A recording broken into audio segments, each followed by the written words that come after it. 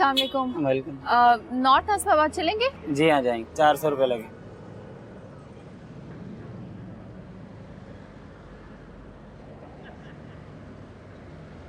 लेकिन मेरे पास तो सिर्फ 200 रुपए हैं।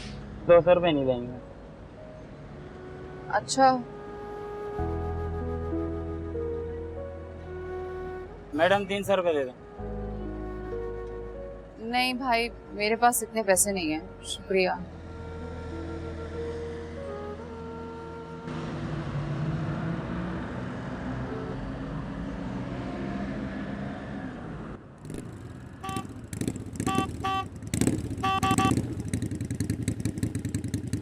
अरे जानमन, कहाँ जा रही हो? आ जाओ, बाइक पे छोड़ दूं।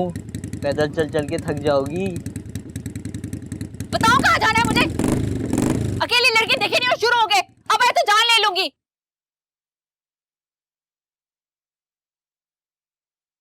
मेरा चप्पल भी टूट गया इसकी वजह से। घटिया इंसान।